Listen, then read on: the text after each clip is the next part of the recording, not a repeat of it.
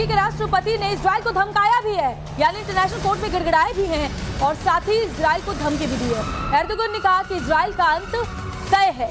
तुर्की के राष्ट्रपति एर्दोगन ने यह बयान दिया कि ईरान के राष्ट्रपति रईसी से उनकी मुलाकात के बाद कई बड़े फैसले हुए हैं और माना यह जा रहा है कि एर्दोगन और रईसी की मुलाकात में इजराइल के खिलाफ कुछ बड़े एक्शन का प्लान भी बना है। ऐसे में देखना होगा कि अब तुर्की के राष्ट्रपति जिस तरीके से इजराइल को धमका रहे हैं, उसके बाद इस मुलाकात के बाद क्या प्लानिंग हुई है, इजराइल के खिलाफ क्या आगे की रणनीति बनती है। नेतन्याहू ने भी पलटवार किया है। राष्ट्रपति एर्दोगन हमें लेक्चर ना दें, नेतन्याहू ये कह रहे हैं। तो बड़ी खबर, तुर्की हमास के आतंकी राज का समर्थक है। नेतन्याहू ये कह रहे हैं कि आप आतंक का समर्थन करना चाहते हैं तो करिए, लेकिन कम से कम हमें आप भाषण ना दें, हमें आप यह ना सिखाएं कि मानवाधिकार क्या होता है, मानवाधिकार का उल्लंघन क्या होता है।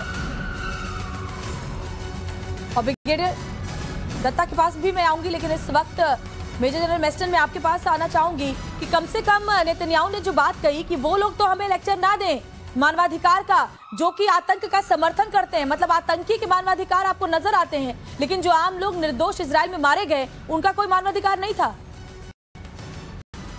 बिल्कुल, देखिए ये एक्चुअली एक हकीकत है। 7 अक्टूबर की घटना, ये विश्व पता नहीं क्यों इसके बारे में चर्चा नहीं करता है। इतनी जो उन्होंने बार्बरिज्म दिखाई है और इसीलिए प्रेसिडेंट प्राइम मिनिस्टर नेतन्याहू और even US president Joe Biden ने भी बोला है कि ये बैटल है बिटवीन सिविलाइजेशन और बार्बरिज्म के ऊपर।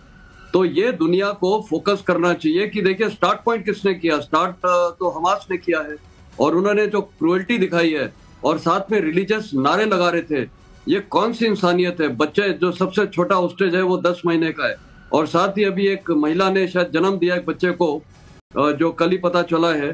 तो आप देखिए, मतलब ये सबसे एक न्यूली बॉर्न बेबी होस्टेज है और आज इजरायली सेना, ये जो अल शिफा हॉस्पिटल में भी गई है, कोई कैजुअल्टी हुई, कोई सिविलियन मरा, कोई पेशेंट मरा, उन्होंने तो बल्कि वहाँ वेंटिलेटर्स वगैरह सब वहाँ पहुँचा दिए हैं, सब कुछ इंक्यूबेटर्स भी पहुँचाए हैं, सब कुछ पहुँचा रहे हैं और बहुत प्रिसाइज ऑपरेशन किया है, किसी को भी हार्म नहीं हुआ है।